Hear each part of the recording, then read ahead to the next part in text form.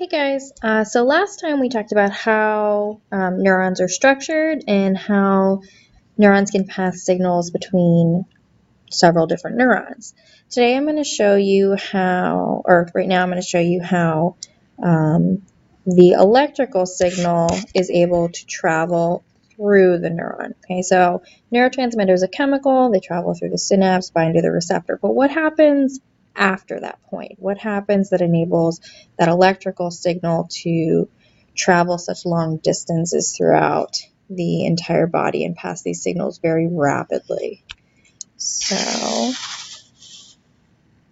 we are going to take a tiny little snapshot, okay, of the axon. So you see this little area right here? We're just going to take a tiny little snapshot and we are going to bring it down here and magnify it and make it bigger. So let's look. So what I'm drawing right now is the axon, but much larger. Okay, and on the axon you have these very special pumps that we spent a lot of time talking about earlier in the unit.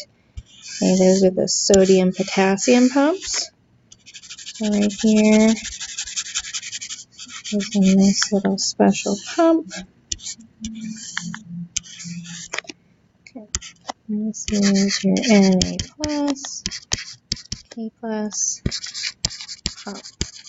Okay, and this is a really nice pump because what it's able to do is it's able to move ions against their concentration gradient. We're going back to diffusion and the movement of ions again.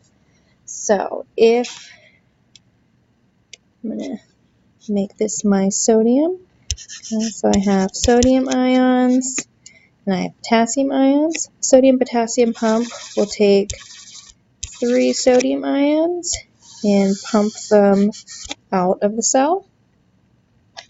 And it will take 2 potassium ions and it will pump them into the cell. Okay, this is our axon right here.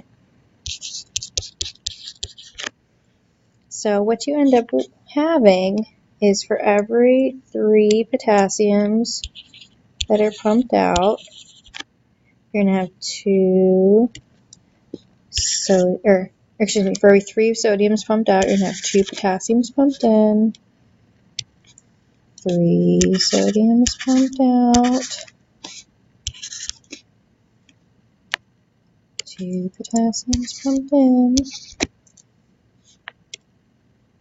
Okay, 3 sodiums pumped out, 2 potassiums pumped in. You get the idea.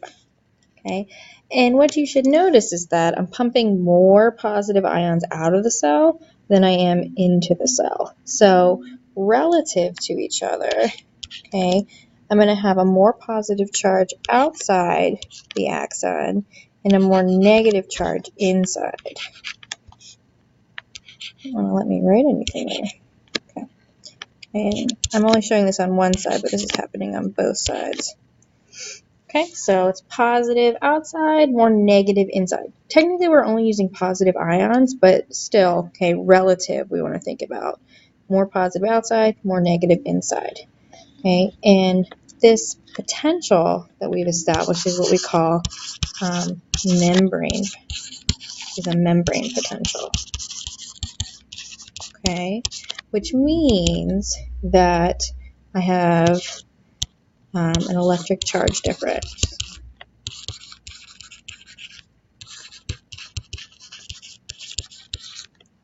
Okay, and this is the type of potential energy. Okay, so we are building a charge difference. Okay, and the type of potential this is what we call resting potential. So this state right here, okay, of potential energy is resting potential. Okay, because I have more positive ions outside than inside. And remember that things like to diffuse from where they're highly concentrated to where they're less concentrated. So right now, everything's kind of stuck in this really nice potential energy situation. So what's going to happen is,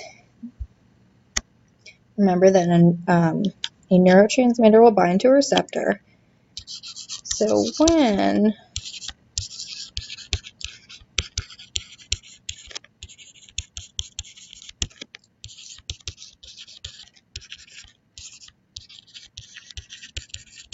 when a neurotransmitter is going to bind to a receptor, it is going to start what we call an action potential.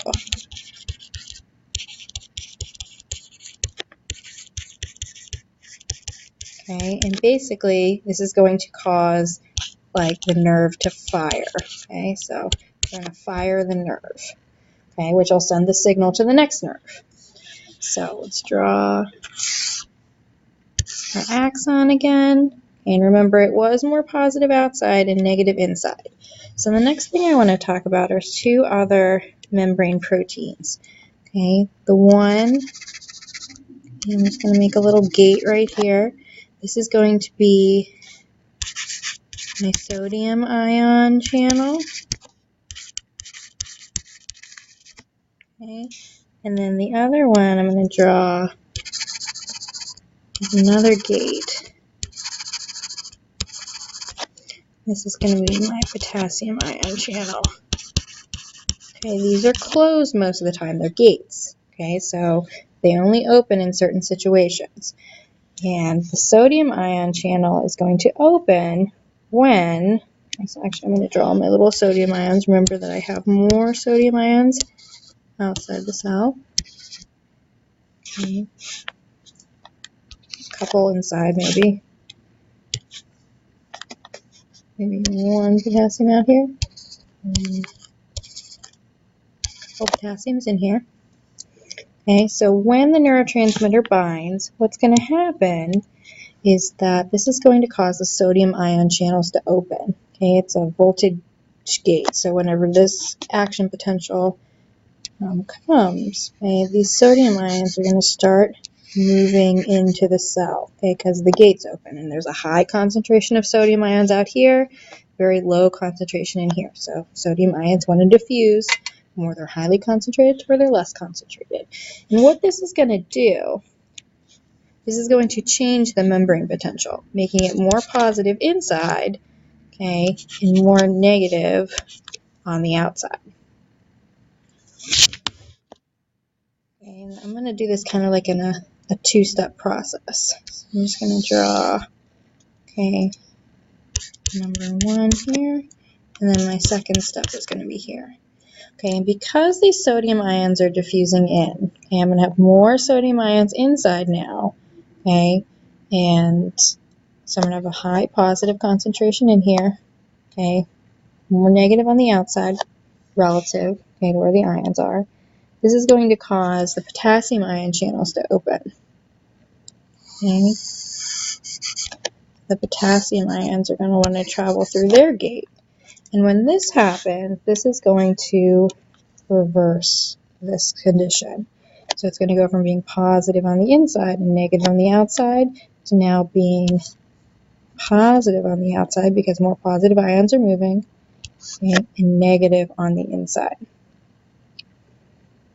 Okay, and this is what we call an action potential. Okay, and in order to get back to resting potential so the nerve can fire again, okay, we're going to rely on our sodium-potassium pump in order to kind of put the ions back in their correct location, set up this membrane potential that's really important. Okay, so I'm just going to kind of show you a quick graph of like what's happening. So on the y-axis, I'm going to have the charge in the cell. Okay, remember that at the beginning we're more negative inside, so we're going to start down here. So the cell is going to be negatively charged to begin. Okay, so resting potential is just going to kind of exist right here. When a neurotransmitter binds, this is going to start an action potential, which is going to open the sodium ion channels. Okay, it's going to make it positive in the cell. So if this is the negative side, this is the positive side of my axis, it's going to make it more positive. Okay, we call this depolarization.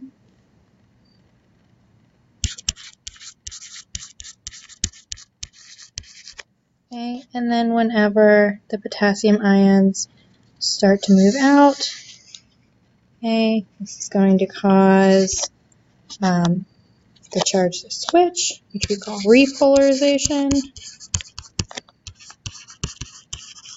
Okay, and then with the help of my sodium potassium pumps, we'll get back to that nice little resting potential right here and wait for stimulation. So basically, okay, action potentials will send electrical signals down a nerve. A resting potential is where the neuron wants to be while it's waiting to be stimulated. Please bring any questions you have with you to your next class and we can review resting potential and action potential.